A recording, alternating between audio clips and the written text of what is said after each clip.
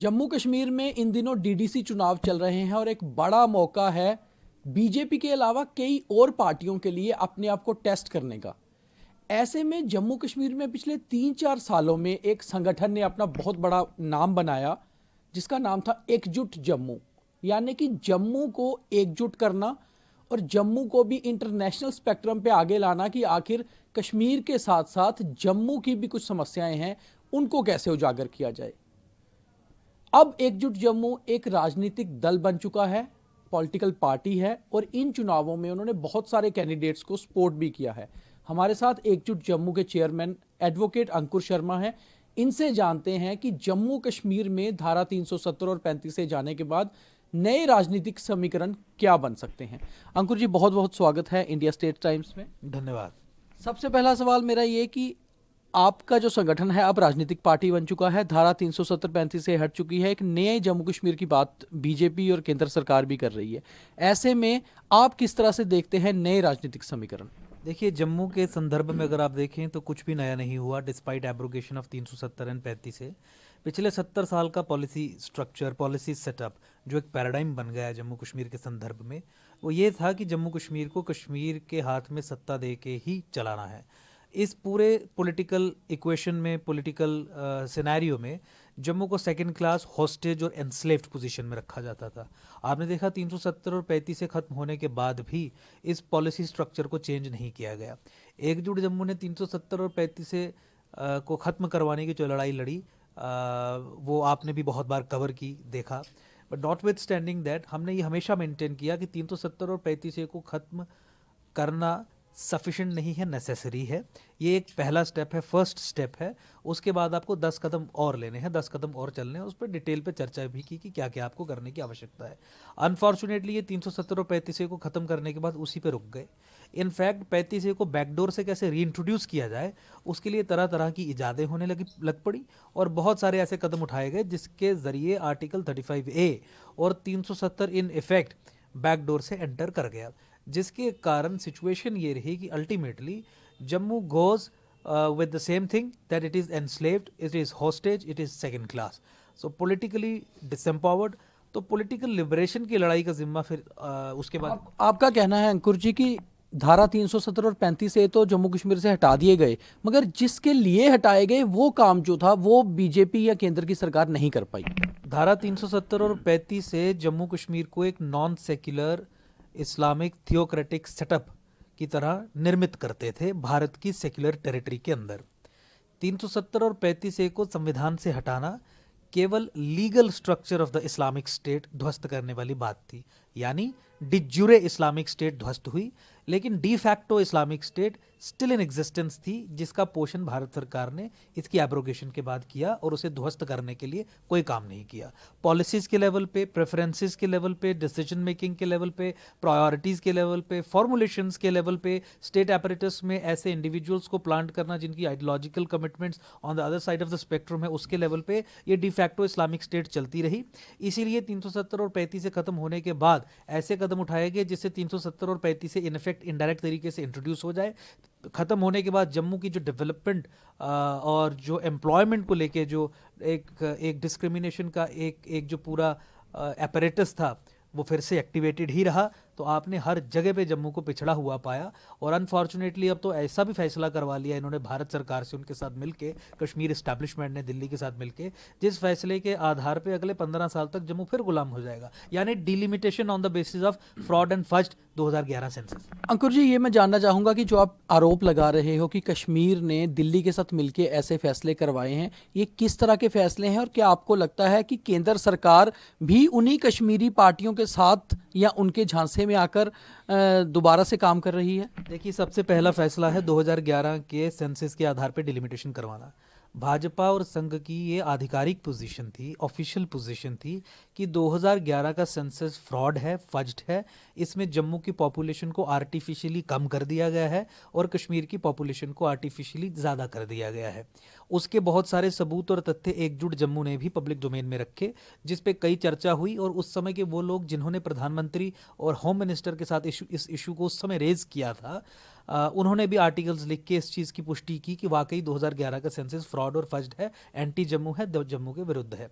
अब आप मुझे ये समझाइए कि एक पॉलिटिकल पार्टी जिसका बेस जम्मू है वो ऐसा फैसला क्यों ले रही है जिस फैसले के आधार पे पॉलिटिकल पावर उसके ओपोनेंट को जाए। अगर 2021 के आधार पे डिलिमिटेशन करवाई जाए सेंसस के आधार पे, तो जम्मू की अधिक सीट्स होंगी, जम्मू का मुख्यमंत्री बनने के अधिक चांसेस होंगे, जम्मू की रिप्रेजेंटेशन विधानसभा में प्रॉपर होगी, जम्मू की सीट्स अलग होंगी, जम्मू के मिनिस्टर्स अलग होंगे। लेकिन ये किस तरीके से हो गया कि भाजपा ने कश्मीर बेस्ड जो इस्लामिस्ट ऑर्गेनाइजेशंस हैं disguised as mainstream political parties, उनके कहने पे ऐसा फैसला ले लिया जिस फैसले के आधार पे सत्ता ना केवल जम्मू के हाथ से जाए बल्कि भाजपा के हाथ से भी चले जाए। आपको क्या ये एक पहला फैसला है। दूसरा आप देखिए कि डेमोग्राफिक इन्वेजन ऑफ जम्मू या लैंड जिहाद इन जम्मू। हमने ये हमेशा कहा कि कश्मीर बेस्ड पॉलिटिकल पार्टीज का एक स्टेट एपरेटस को इस्तेमाल करके एक स्टेट स्पॉन्सर्ड प्रोजेक्ट रहा। जम्मू के अस्तित्व का सवाल है। जिस तरीके से जम्मू की डेमोग्राफी को आर्टिफिशियल तरीके से चेंज किया जा रहा है, जम्मू बचेगा नहीं, ये सब लोग जानते हैं। और किस तरीके से स्टेट एपरेटस को कानून बना के, यानी रोशनी एक्ट बना के, 14 फरवरी 2018 का ऑर्डर पास करके, यानी जिसमें यह कहा गया कि अगर मुसलमान जम्मू संभाग में जमीन पर कब्जा करता है, कोई डीएम एसएसपी उसके खिलाफ कार्रवाई नहीं करेगा। रोहिंग्याज और बांग्लादेशीज को यहाँ पे सेटल करके, रिवर्स और फॉरेस्ट्स को एनक्रोच करके और स्टेट कन्नाइवेंस और स्टेट एक्वेशंस के साथ अनअबेटेड एनक्रोचमेंट को जारी रख के इन एरियाज में, जिसका सबूत हाई कोर्ट में आ गया। तवी रिवर बेड पे 668 एनक्रोचर्स की लिस्ट आई जिसमें 667 मुस्लिम्स हैं। फॉरेस्ट लैंड एनक्रोचमेंट की रिपोर्ट हाई कोर्ट में आई एफिडेविट पे महकमे के जरिए, उसमें 90% एनक्रोचर्स जो हैं वो मुस्लिम्स हैं और over a period of time encroachment की है। इस इशू को भाजपा और जो दिल्ली की डिस्पेंसेशन है उन्होंने इशू नहीं समझा, इशू नहीं बनाया। इनफैक्ट रोशनी एक्ट को खत्म करवाने के लिए जो मैंने लड़ाई लड़ी 2014 से 2020 में कोर्ट में, क्योंकि मैं उसमें पिटिशनर था, उसको 6 साल तक मुझे अपोज किया कोर्ट में, भाजपा नहीं किया। सीबीआई इंक्वायरी इस केस में ना हो, भाजपा ही नहीं किया। 2020 में हम ये दोनों केस जीत गए। उसके बाद भाजपा ने रिव्यू पिटिशन फाइल कर दी कि ताकि इलीगल मुस्लिम सेटलमेंट्स को जम्मू के अराउंड जो है उन्हें रेगुलराइज किया जा सके। तो देखिए, जिस डिस्क्रिमिनेशन की बात लगातार 70 साल बीजेपी करती रही कि जम्मू से डिस्क्रिमिनेशन हुआ है या फिर जम्मू कश्मीर की माइनॉरिटी से डिस्क्रिमिनेशन हुआ है, इन दोनों डिस्क्रिमिनेशन में आज भाजपा उसको आगे बढ़ाने में लगातार जो है पूरी तरह भागीदार है। देखिए, आपके सामने एविडेंस है। भाजपा के आने से पहले अगर रेशो 70-30 की थी कि 70% रिसोर्सेज और जॉब्स कश्मीर में जाती हैं, तो एम्पीरिकल एविडेंस के आधार पे डेटा आपके सामने है। भाजपा के कार्यकाल में वो 90-10 हो गया, 10% ही जम्मू को मिला, 90% कश्मीर को गया। आपने अभी क्लिनिकल बायोकेमिस्ट्री में लिस्ट देख ली, 100% सिलेक्शन, एक भी सिलेक्शन जम्मू संभाग से नहीं है, सब कश्मीर बेस्ड सिलेक्शन हैं। जम्मू कश्मीर बैंक की रिक्रूटमेंट प्रोसेस को इसलिए खारिज कर दिया गया फाइनल लिस्ट को, क्योंकि एडमिटेडली उसमें जम्मू के अधिक बच्चे सेलेक्ट हुए थे। ये सारी चीज़ें पब्लिक डोमेन में है। आपने Jammu Kashmir public service commission SSRB की जितनी भी लिस्ट आई इस कार्यकाल में वो सारी देख ली। यानी आप इस चीज़ को, क्योंकि हम दर्शकों के सामने बहुत लिमिटेड स्फेयर में बात कर रहे हैं, मैं आपके माध्यम से ये कहना चाहूँगा, इन सब चीज़ों की पुष्टि आप भी करते हैं कि ये रेशो 90-10 की भाजपा के कार्यकाल में हो गई। दूसरी बात आपने की माइनॉरिटीज़ की। माइनॉरिटीज़ जम्मू कश्मीर में नॉन मुस्लिम्स हैं, हिंदूज़ हैं, सिख्स हैं, जैन्स हैं, बुद्धिस्ट्स हैं, क्रिश्चियंस हैं। आप ये जानते हैं कि 2016 में सुप्रीम कोर्ट में मैं स्वयं गया, वहाँ पे एक पब्लिक इंटरेस्ट लिटिगेशन फाइल की और ये कहा कि 60 से 70 स्कीम्स जो केंद्र सरकार अल्पसंख्यक समाज के लिए जम्मू कश्मीर में भेजती है, जिसमें एक स्कीम में 700 लाभार्थी होते हैं और एक स्कीम में 4-4, 5-5 लाख रुपए की स्कॉलरशिप होती है। उसके अलावा सॉफ्ट लोन्स होते हैं एम्प्लॉयमेंट की अपॉर्चुनिटीज़ को जनरेट करने के लिए। वो जो आपने जम्मू के हिंदुओं को, सिखों को, बौद्धों को देनी है, वो आप मुसलमानों को दे रहे हो और कानून इसकी इजाज़त नहीं देता है। 2018 में 12 मार्च 2018 को उस केस पे मैंने फैसला करवाया। फैसला क्या था कि दोनों सरकारों को ये मनवाया और उन्होंने एफिडेविट फाइल किया कोर्ट में कि अंकुर शर्मा इस केस में जो कह रहे हैं वो ठीक है, we agree to this folly, और हम ये एफिडेविट पे लिख के कहते हैं कि भाई हम यहाँ पे अब ये सब जम्मू वालों को देंगे, या हिंदुओं को, सिखों को, या माइनॉरिटी के राइट माइनॉरिटीज़ को देंगे। एज ऑन डेट अभी भी वो सब स्कीमों का फायदा despite a supreme court judgement BJP जो हिंदुओं और सिखों के लिए ड्यू है वो मुसलमानों को दे रही है, जो जम्मू के लिए ड्यू है वो कश्मीर को दे रही है। तो देखिए, ये तथ्यों के आधार पर मैं आपसे बात कर रहा हूं और मुझे कोई टिप्पणी करने की आवश्यकता नहीं है कि भाजपा का क्या रोल यहां पे रहा। आपके सर्वाइवल और एग्जिस्टेंस के इश्यूज उनके लिए इश्यूज नहीं है, आपकी नौकरियां बचाना उनके लिए इशू नहीं है। वो आपकी लिस्ट कैंसिल और ये पीडीपी बीजेपी के कार्यकाल में नहीं हुआ, ये बीजेपी ने लिस्ट कैंसिल की जिस लिस्ट में जम्मू के बच्चे अधिक सेलेक्ट हुए थे as a matter of fact. और अल्पसंख्यक समाज को या अपनी कंस्टिट्यूएंसी को या जो माइनॉरिटी जिसके फंडामेंटल राइट्स आर्टिकल 29 और 30 कॉन्स्टिट्यूशन में दिए गए हैं उन्हें ना देना, not because of any ignorance, despite a supreme court judgment, is I think sufficient for the viewers to see कि आपको क्या निष्कर्ष निकालने हैं कि किस तरीके का यहाँ पे गवर्नेंस जी, ऐसे में फिर एकजुट जम्मू जो आपका संगठन है अब वो एक राजनीतिक दल बन चुका है, एक पार्टी बन चुकी है, ऐसे में आप क्या हल देखते हैं इन सारी समस्याओं का एकजुट जम्मू के माध्यम से कि किस तरह से हल होगा, कैसे हल हो सकता है ये सारी समस्याओं का? देखिए, एक ही हल है जम्मू कश्मीर में प्रॉब्लम का। कश्मीर के अंदर एक प्रॉब्लम है, द प्रॉब्लम इज जिहाद। जब तक आप प्रॉब्लम को उसके नाम से नहीं पुकारेंगे, जब तक आप उसे डायग्नोज नहीं करेंगे, you can't have a solution, आप उसको सोल्यूशन दे नहीं सकते। इसलिए एकजुट जम्मू का ये मानना है कि दिल्ली और कश्मीर बेस्ड मुस्लिम इस्टेब्लिशमेंट के बीच में जो कॉन्ट्रैक्ट है पिछले 70 साल का, कि जम्मू को सेकंड क्लास रख के कश्मीर के हाथ में सत्ता दे के दुनिया को ये दिखा के कि एक मुस्लिम मेजॉरिटी स्टेट है एक हिंदू मेजॉरिटी कंट्री में जहाँ पे डेमोक्रेसी को मुसलमान सक्सेसफुल बना रहा है, ये हमारी डेमोक्रेसी और सेक्युलरिज्म की विक्ट्री है। इसे ख़त्म करने के लिए केवल एक ही चारा है कि जम्मू कश्मीर में से जम्मू को निकाल के अलग एक सेपरेट स्टेट बनाया जाए, कश्मीर को दो हिस्सों में तोड़ा जाए, एक कश्मीरी हिंदुओं के लिए जिनके अगेंस्ट जीनोसाइड जैसा घोर अपराध हुआ, क्राइम हुआ, नरसंहार हुआ, उनको जस्टिस देने के लिए एक protected domain with in the territory of Kashmir, क्योंकि उनका हैबिटेट था, वो उनका होम था, उनका हर्थ थी तो वो दें ताकि उन्हें न्याय की अनुभूति हो सके। और दूसरा रेस्ट ऑफ द कश्मीर के लिए विदाउट अ लेजिस्लेटिव असेंबली। कारण ये है कि एक तो वो छोटा एरिया है, पॉपुलेशन कम है, जोग्राफिकली कंटिजुअस रीजन है, वहाँ पे UT without a legislative assembly otherwise भी दूसरे कारणों से भी ठीक रहेगी। लेकिन जो इंपॉर्टेंट कारण है कि क्यों आपको विधानसभा ने नहीं देनी है, क्योंकि कश्मीर बेस्ड पॉलिटिकल पार्टीज आज तक मुस्लिम ब्रदरहुड के मॉडल्स पे चली, जिस मॉडल के तहत कॉन्स्टिट्यूशनल डेमोक्रेसीज को ध्वस्त करने के लिए उन्होंने ये कहा कि आपको कॉन्स्टिट्यूशनल डेमोक्रेसीज में जो फ्रीडम्स और स्पेसेस अवेलेबल हैं उन्हें अब्यूज करके, उन्हें एक्सप्लॉइट करके उन इंस्टीट्यूशंस के अंदर घुसना है, सबवर्जन की राजनीति इंट्रोड्यूस करके उन इंस्टीट्यूशंस को ध्वस्त करना है और इस्लामिक एजेंडा को आगे बढ़ाना है। इसी एजेंडा पे चलती रही एनसी, पीडीपी और कांग्रेस का वो धड़ा जो कश्मीर से आता था। So why should you give them an opportunity to exploit our system, to capture it and then use it against the nation, या जम्मू के खिलाफ यूज करने की उसको अनुमति दी जाए। और जम्मू जो राष्ट्रवादी समाज है, इसकी पॉलिटिकल एम्पावरमेंट और लिबरेशन के लिए ये इंपॉर्टेंट है कि सत्ता जम्मू के लोगों के हाथ में दी जाए। उसका एकमात्र समाधान जो है वो आ सकता है जम्मू को सेपरेट स्टेट बना के। तो इसीलिए एकजुट जब, लेकिन एक अनफॉर्चुनेट सिचुएशन है कि ये दिल्ली और कश्मीर के बीच में जो अरेंजमेंट है ये दिल्ली कभी तोड़ने को राजी नहीं है। हमने पिछले 5-6 वर्षों में लड़ाई करके, इन्हें हरा के, इन्हें डिफीट करके, इन्हें एक्सपोज करके वो सारा देख लिया। इसी कारण एकजुट जम्मू ने अपने आप को एक पॉलिटिकल पार्टी डिक्लेयर किया। इलेक्शन कमीशन के पास हमारी फाइल है, कभी भी हमें इलेक्शन सिंबल अलॉट हो जाएगा। We are now a full fledged party जिसकी प्रेजेंस जम्मू के 10 के 10 जिलों में है, 10 के 10 जिलों के मैक्सिमम ब्लॉक्स में है, पंचायत्स में है, वार्ड्स में है, जिस ऑर्गेनाइजेशनल एक्सपेंशन को अब हम और डीपर और पेनिट्रेटिव बनाएंगे। आने वाले समय में विधानसभा चुनावों में पूरी तरीके से तैयार होंगे। तो सोल्यूशन जो मैंने आपको बताया उसे अचीव करने के लिए केवल एकमात्र समाधान है, एक ideological Jammu based political alternative. और एकजुट वो एक दिन में तो बनेगा नहीं, और 6 साल से जो हमारी लड़ाई है एकजुट, और जिसमें जो हमारी सक्सेसेस उसमें है कि जम्मू के खिलाफ कानून बनाया गया, हमने कानून ध्वस्त करवा दिया। जम्मू के खिलाफ 14 फरवरी 2018 का ऑर्डर पास किया गया, हमने ऑर्डर निष्क्रिय करवा दिया। सिटिंग चीफ मिनिस्टर से लड़ाई लेके उसे हराया, उसके ऑर्डर्स को पीछे ही। अंकुर जी, जो कश्मीर की राजनीतिक पार्टियां हैं या खासतौर पे एनसी, पीडीपी हैं, वो आपकी पार्टी को या आपके संगठन को बीजेपी की बी टीम बताती हैं, मगर जब हम आपसे इंटरव्यू करते हैं, आपकी बातें सुनते हैं, तो आप सीधे सीधे बीजेपी के विरोध में उसके ऑपोजिट खड़े होते हैं, क्योंकि बीजेपी की भी गलतियां को आप उजागर करते हैं।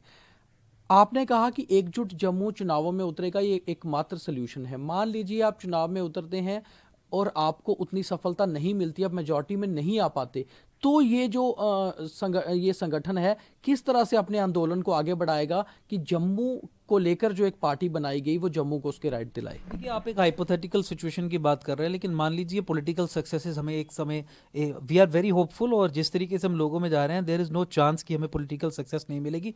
लेकिन मान लीजिए कि पॉलिटिकल सक्सेस नहीं मिलती है, हमारा संघर्ष जारी रहेगा, क्योंकि हमारा संघर्ष इलेक्शन जीतने के लिए नहीं है, हमारा संघर्ष परिवर्तन लाने के लिए है, हमारा संघर्ष जम्मू की पॉलिटिकल एम्पावरमेंट और पॉलिटिकल लिबरेशन करने के लिए है। तो वो एक दिन की लड़ाई नहीं है, वो 2 दिन की मान लड़ाई के चलते हैं कि अभी फिलहाल आपको इलेक्शन सिंबल नहीं मिला है, मगर इलेक्शन सिंबल मिल भी जाता है और फिलहाल अभी चुनाव का कोई अंदेशा नहीं है और जल्द चुनाव नहीं भी होते हैं, तो चुनाव तक आप क्या लेकर चल रहे हैं कि किस तरह से आप जो है लोगों के बीच में जाएंगे, किस तरह से संघर्ष करेंगे? नहीं, देखिए, चुनावों तक जो हमारी डे टू डे एक्टिविटीज़ हैं उनको आप कवर भी करते हैं, और आपने देखा कि जिस तरीके से जम्मू के खिलाफ इंस्टीट्यूशनलाइज्ड अन्याय हो रहा है उन इश्यूज़ को भी हम उठाते रहते हैं। मान लीजिए delimitation on the basis of fraud and फज्ड senses, इस इशू को लेके हम ऑलरेडी लोगों के बीच में हैं। नॉन मुस्लिम्स के लिए जो माइनॉरिटी राइट्स दिलवाने की जो लड़ाई है उसे ऑलरेडी हम ज़मीनी स्तर पर रह के लड़ रहे हैं। और सबसे इंपॉर्टेंट देखिए, जो एक जीनोसाइडल प्रोसेस जम्मू के अगेंस्ट अनलीश किया गया है, लैंड जिहाद या demographic state sponsored demographic invasion of Jammu, उससे लड़ना तो हर जम्मू वासी का एक कर्तव्य होना चाहिए, जिसकी लड़ाई केवल और केवल एकजुट जम्मू लड़ रहा है। आप किसी पॉलिटिकल पार्टी को ये शब्दावली इस्तेमाल करते हुए भी नहीं देखेंगे। ये लोग डिनायल मोड में हैं। बीजेपी और जो सो कॉल्ड हिंदू ऑर्गेनाइजेशंस हैं उनके मुंह से ये शब्द निकलता हुआ आपको नजर नहीं आएगा। और जितने भी तरीकों से डेमोग्राफिक इन्वेजन ऑफ जम्मू किया जा रहा है जो अभी भी अनअबेटेड है, उन सब प्रोसेसेस को कंटेन और अरेस्ट करने का काम सक्सेसफुली एकजुट जम्मू ने किया है। फॉर इंस्टेंस, जो कानून बनाया 87 एमएलएज ने मिलकर 2/3 मेजॉरिटी से, उसे सिंगल हैंडेडली तो हम ही ने ध्वस्त करवाया। अंकुर जी, आपको अभी इलेक्शन सिंबल नहीं मिला है, इसलिए आपकी पार्टी डायरेक्टली चुनावों में, डीडीसी चुनावों में नहीं उतरी, मगर आपने डीडीसी चुनावों में बहुत सारे इंडिपेंडेंट कैंडिडेट्स को सपोर्ट किया, उनके लिए कैंपेन भी की, जगह जगह आप गए। क्या लगता है आपको कि बीजेपी के वोट बैंक को एक बड़ा डेंट देने में आपके समर्थित कैंडिडेट कामयाब हो पाएंगे?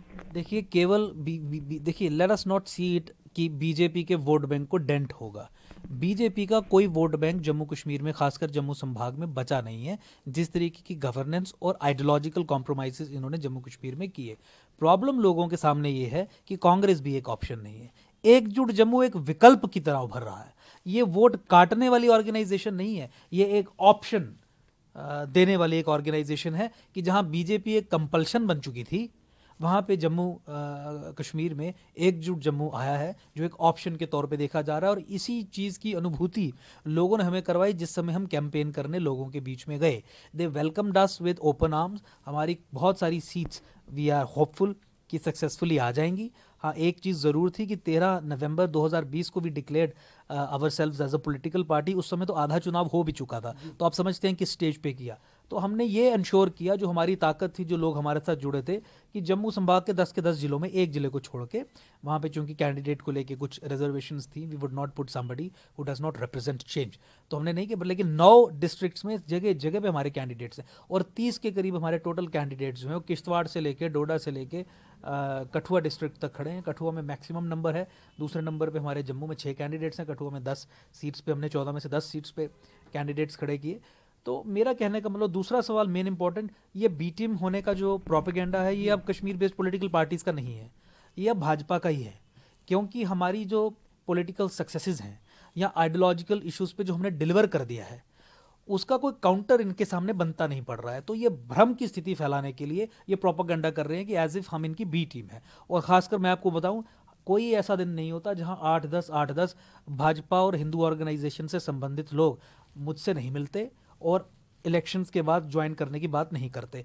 ये बेसिकली उन लोगों को भ्रमित करने की कोशिश करते हैं जो बीजेपी में कुछ यंगस्टर्स हैं, जो आइडियोलॉजिकल डिस्पोजिशंस के कारण भाजपा से जुड़े थे और इनके फेलियर से दुखी हैं, और अंदर जो करप्शन है, अंदर जो नेपोटिज्म है, फेवरेटिज्म है, उससे दुखी हैं। ये उनको किसी तरीके से रोकने के लिए कहते हैं कि अंकुर शर्मा तो हमारी बी टीम है, या ये सुनिए ना, एकजुट जम्मू तो हमारी बी टीम है, कल को अगर वो हमारे साथ आ जाएंगे तो आपका क्या होगा, आप बर्बाद हो जाएंगे। ये एक हथकंडा अपनाते हैं उन्हें रोकने के लिए। तो ये कॉमन सेंस अप्लाई करने वाली, देखिए मेरी जितनी भी जंग रही 2014 से हम शुरू हुए। 2014 में किसकी सरकार थी?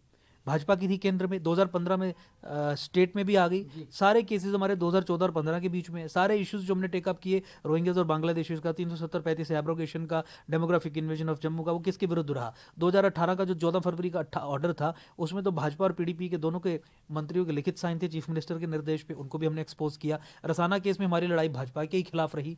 तो मुझे एक तथ्य बताइए जिसके आधार पर आप ये कह सकते हैं कि देखिए, आइडियोलॉजिकल सिमिलैरिटीज के आधार पर आप ये कहें कि एक ही हैं, मुझे लगता है उससे एक नाइव बात और कुछ नहीं हो सकती है। डिफरेंस क्या है बीजेपी और एकजुट जम्मू में? डिफरेंस क्या है कि बीजेपी ने हमेशा आइडियोलॉजी की बात करके वोट बटोरने का काम किया और बाद में बिट्रे किया। एकजुट जम्मू ने सत्ता में आए बिना आइडियोलॉजिकल इश्यूज पे डिलीवर कर दिया। अब बड़ी बात यह है कि एक और सवाल मेरा है, हाइपोथेटिकल आप उसको कहेंगे, मगर राजनीति में ऐसे सवाल पूछे जा सकते हैं। बहुत सारे राज्यों में हमने देखा है कि जो पार्टियों ने बीजेपी या फिर कांग्रेस या फिर बड़ी पार्टियों के खिलाफ चुनाव लड़ा, चुनाव के बाद कई बार उन्हीं के साथ जो है एक साथ आकर सरकारें बनाई, अलायंस करके सरकारें बनाई।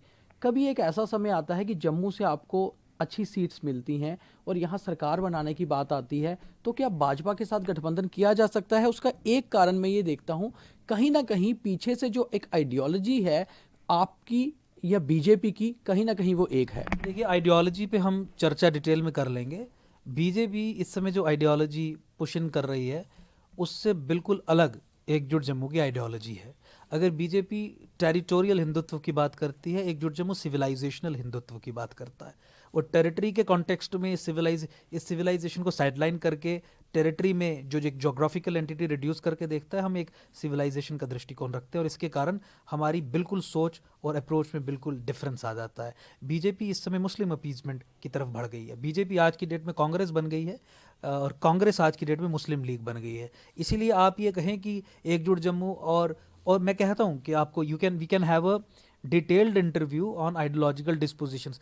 हम 1925 से पहले से 1910 से किस तरीके से इस थॉट प्रोसेस की एवोल्यूशन है उस पर चर्चा करके आपको हम साबित कर देंगे कि वी आर टोटली डिफरेंट और हम वो रिप्रेजेंट करते हैं फीलिंग इस देश की, जिस फीलिंग को अंदर रखते हुए लोग कुछ भाजपा से जुड़ गए हैं। जबकि एक आखिरी सवाल अब मेरा ये है कि एकजुट जम्मू नाम ही इससे ही लगता है कि सिर्फ जम्मू की पार्टी है और जम्मू की रीजनल पार्टी होगी। क्या कभी मौका आता है और जम्मू को अलग स्टेट नहीं बनाया जाता तो कश्मीर की तरफ रुख किया जा सकता है? 100% नो। देखिए, जिस जीनोसाइडल प्रोसेस और जिस एट्रिशन को हम यहाँ पे फाइट कर रहे हैं, वहाँ पे कश्मीर की तरफ रुख करने का मतलब होगा कि जम्मू की, देश की, राष्ट्र की और अपनी विचारधारा की अर्थी खुद सजा लेना। हमने बहुत क्लियर कर दिया कि एकजुट जम्मू एक पैर भी पॉलिटिकल पॉइंट ऑफ व्यू से कश्मीर में नहीं रखेगा। हम किसी भी तरीके से आइडियोलॉजिकल इश्यूज पे कॉम्प्रोमाइज़ नहीं करेंगे। जिस तरीके से मैंने बताया कि वहाँ पे मुस्लिम ब्रदरहुड का मॉडल जो है वो डिप्लॉय किया गया, जो मेन स्ट्रीम पोलिटिकल पार्टीज हैं उनके जरिए, बाकी अलगाववादी या आतंकवादी या हार्डकोर इस्लामिस्ट्स हैं और आपको ISIs के फुटप्रिंट्स भी वहाँ पे मिल जाएंगे। Why should be go there unlike मतलब लाइक बीजेपी, जो बीजेपी इस समय गलती कर रही है जिसके कारण आइडियोलॉजिकल कॉम्प्रोमाइजेज ये कर रहे हैं, Y should B repeat that mistake. और हमने क्लियरली कह दिया कि जम्मू को सेपरेट करना हमारा गोल रहेगा। आपने जहाँ तक गठबंधन की बात की थी, अगर जम्मू से हमें अच्छी सीटें मिलेंगी तो भाजपा तो हाशिए पे होगी। सो वाई वुड अदर, प्रैक्टिकली भी आप देखें, अगर जम्मू वोट्स फॉर एकजुट जम्मू तो भाजपा का तो कोई सीट नहीं होगी ना, भाजपा के पास तो एक भी सीट नहीं होगी, तो Y should B do that. और जहाँ तक कश्मीर बेस्ड पॉलिटिकल पार्टीज़ की बात है, हमने ये कहा कि जम्मू को सेपरेट करवाना ये हमारा उद्देश्य होगा और हम जम्मू का मैंडेट लेके जम्मू को सेपरेट करवाने की लड़ाई ही लड़ेंगे। उसके अलावा किसी भी तरीके से सरकार में भागीदारी बनाना हमारे एजेंडा और उद्देश्य में नहीं है। धन्यवाद। तो ये थे अंकुर शर्मा, एकजुट जम्मू के चेयरमैन, जिनका साफ तौर पे ये कहना है कि चाहे उन्हें कश्मीर की पार्टियां बीजेपी की बी टीम कहती हैं, मगर ये आवाज़ कहीं ना कहीं बीजेपी की तरफ से निकलती है, क्योंकि जिन मुद्दों और आइडियोलॉजी को लेकर बीजेपी लगातार संघर्ष करती रही, उन्हें इंप्लीमेंट करने में बीजेपी विफल रही, जबकि एकजुट जम्मू ने पॉलिटिकल पार्टी बनने से पहले वो सब कुछ डिलीवर कर दिया। और इनका साफ तौर से ये कहना है कि अगर कभी समय आएगा, मेजॉरिटी में आते हैं, बीजेपी के साथ कोई गठबंधन नहीं होगा, क्योंकि बीजेपी अब कांग्रेस बन चुकी है और एकजुट जम्मू जम्मू को अलग राज्य बनवाकर जम्मू का हक उसको दिलवाएगी। दीपक खजूरिया, जम्मू।